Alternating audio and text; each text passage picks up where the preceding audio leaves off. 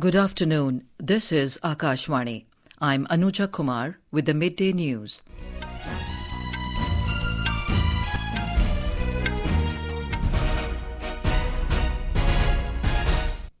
The headlines. Prime Minister Narendra Modi holds talks with Sultan of Brunei, Haji Hassanal Bolkiah, at Bandar Seri Begawan. Says comprehensive discussions held to give strategic direction to India-Brunei partnership. Prime Minister reaches Singapore on the second leg of his visit. President Draupadi Murmu inaugurates Vishwa Shanti Buddha Vihar at Latur in Maharashtra. In Ukraine, several officials, including cabinet members, resign ahead of anticipated major reshuffle in the government. In Taipei Open Badminton Tournament, Satish Kumar Karunakaran and Shankar Subramaniam enter men's singles quarterfinals. And in Paris Paralympics, Indian athletes to appear in shooting, archery and powerlifting competitions today. And now the news in detail. Prime Minister Narendra Modi today held talks with Brunei's Sultan Haji Hassanal Bolkiah at Bandar Seri Begawan. The two leaders took stock of bilateral relations, including in areas of defence, trade and investment, energy, space technology, health and pharmaceuticals, capacity building, culture and people-to-people ties. They also exchanged views on regional and global issues of mutual interest. In his remarks during the talks, the Prime Minister said Brunei, being an important partner in India's Act East policy and Indo-Pacific vision, is a guarantee of a bright future for both the nations. यह भी सुखद संयोग है कि इस वर्ष हम द्विपक्षीय साझेदारी की 40वीं वर्षगांठ मना रहे हैं। भारत की एक्ट ईस्ट पॉलिसी और इंडो पैसिफिक विजन में ब्रुनेई का महत्वपूर्ण साझेदार होना ये हमारे लिए उज्जवल भविष्य की गारंटी है। हम एक दूसरे की भावनाओं का सम्मान करते हैं। मुझे विश्वास है कि मेरी इस यात्रा से और हमारी चर्चाओं से आने वाले समय के लिए हमारे संबंधों को स्ट्रेटेजिक दिशा मिलेगी। The Prime Minister said it is also a happy coincidence that this year India-Brunei are celebrating the 40th anniversary of the bilateral partnership. He said India and Brunei have centuries-old cultural ties and the basis of the friendship is the great cultural tradition.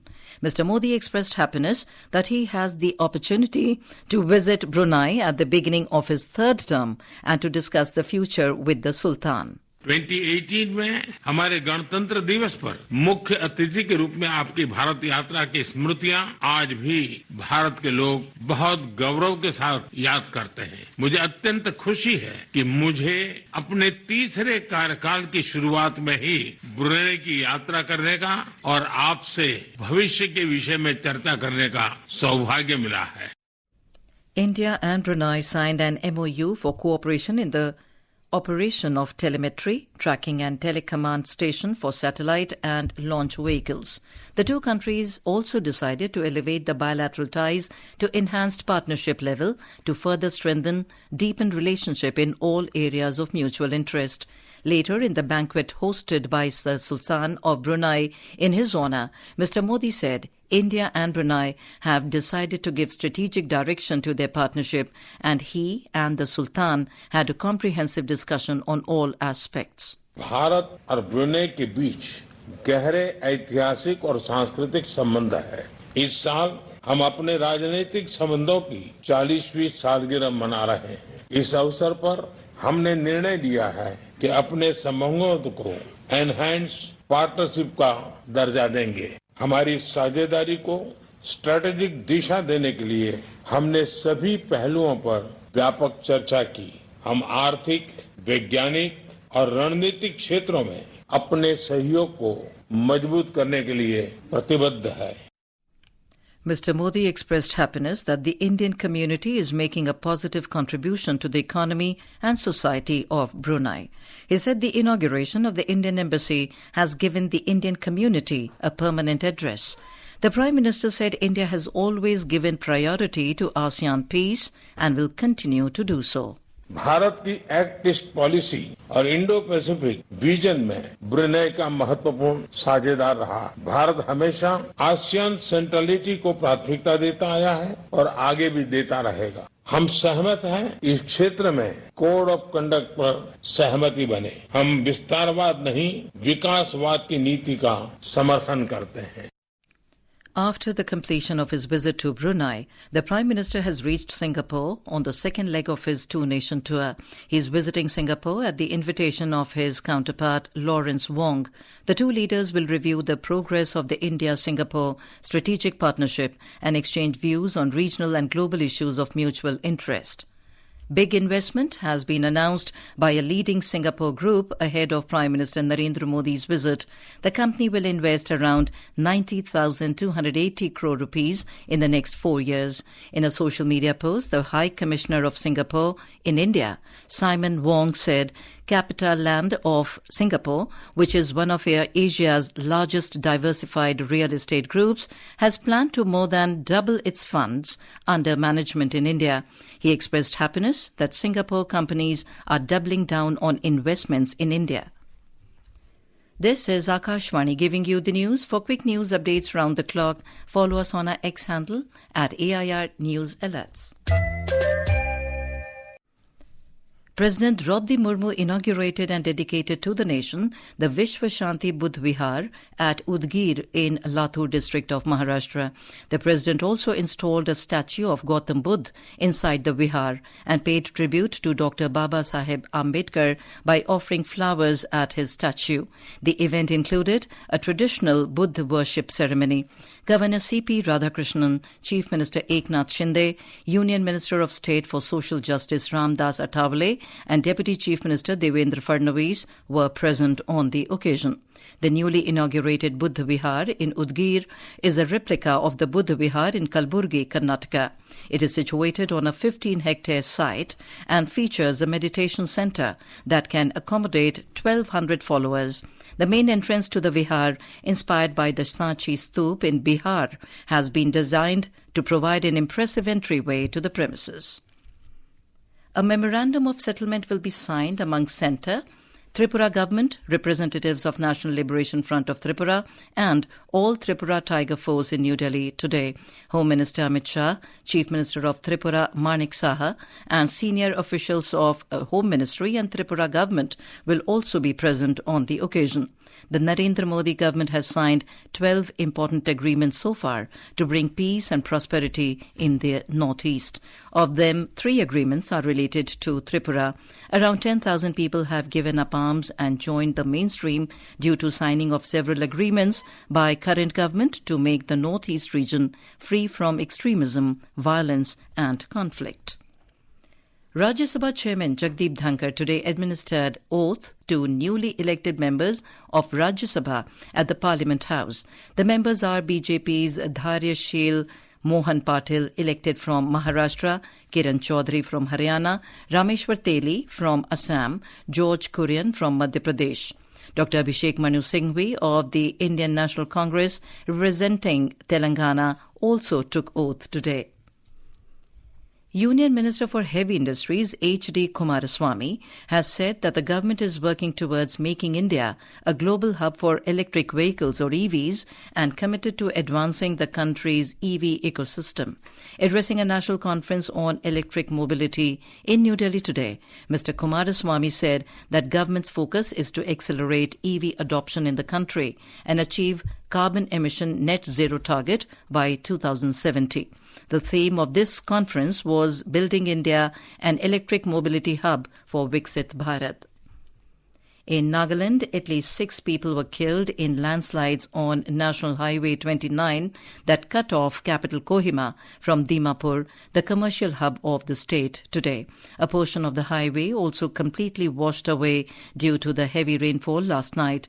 Speaking to Akashvani News, Kohima, Deputy Commissioner of Chumukodima, Polan John, said search and rescue operation is underway in search of missing persons.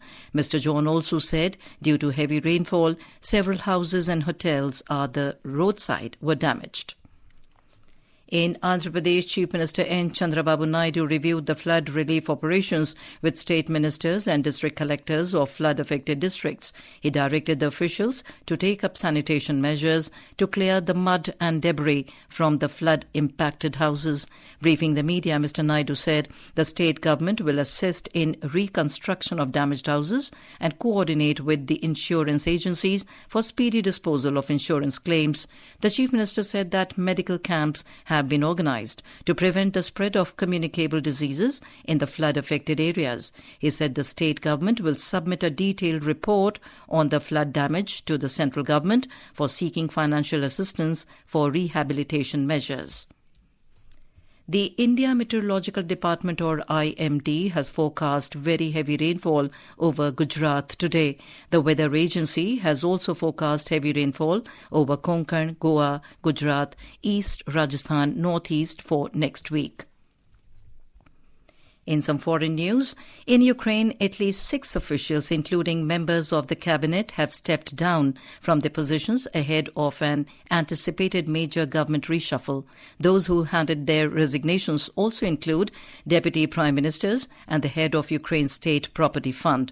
One of the president's most senior aides, Rostislav Shurma, was also dismissed as per a presidential decree. The changes come as the parliamentary leader of the ruling Servant of the People party said half of the cabinet would be changed in a major government reshuffle this week. The switch-up comes as Ukraine continues to deal with the daily Russian bombardment of its cities and is struggling to hold back Moscow's gains in the east. In U.S., 4 Indians, including a woman, died in a tragic road accident involving 5 vehicles in Texas. The victims had connected through a carpooling app and were traveling to Bentonville in Arkansas during the Labor Day weekend. The crash led to a fire in the SUV they were in. The deceased have been identified as Aryan Raghunath Orampati from Hyderabad, Farooq Sheikh, a friend of Aryan, Lokesh Palcharla, another Telugu speaker, and Darshini Vasudevan from Tamil Nadu. The identification of the victims was delayed due to the long weekend and the need for DNA fingerprinting using bone remnants to confirm their identities. On to sports. In badminton, India's Satish Kumar Karunakaran and Shankar Subramaniam reached the men's singles quarterfinals of the Taipei Open Badminton Tournament. Karunakaran defeated Kantaphorn Wangcharoen of Thailand 24-22, 23-21. In another match, Subramaniam defeated his Finnish opponent Joachim Oldroff 21-12, 19-21, 21-11.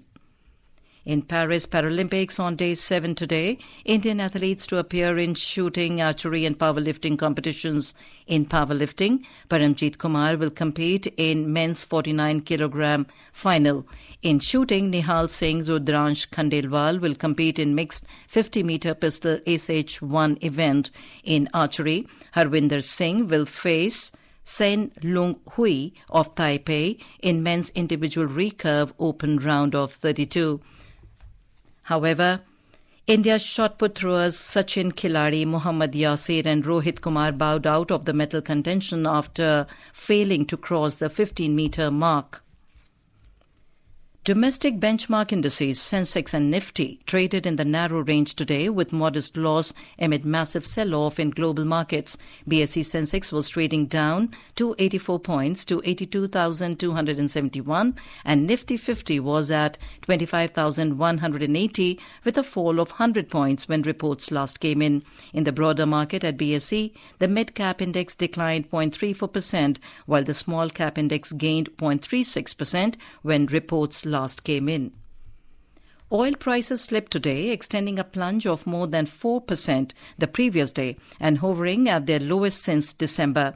Oil prices are declining on expectations that a political dispute halting Libyan exports could be resolved and concerns over sluggish global demand.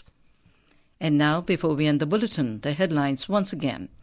Prime Minister Narendra Modi holds talks with Sultan of Brunei Haji Hassanal Bolkiah at Bandar Seri Begawan, says comprehensive discussions held to give strategic direction to India-Brunei partnership. Prime Minister reaches Singapore on the second leg of his visit. President Draupadi Murmu inaugurates Vishwa Shanti Buddha Vihar at Latur in Maharashtra. In Ukraine, several officials, including cabinet members, resign ahead of anticipated major reshuffle in the government. In Taipei Open Badminton Tournament, Satish Kumar Karunakaran and Shankar Subramaniam enter men's singles quarterfinals. And with that, we end the midday news.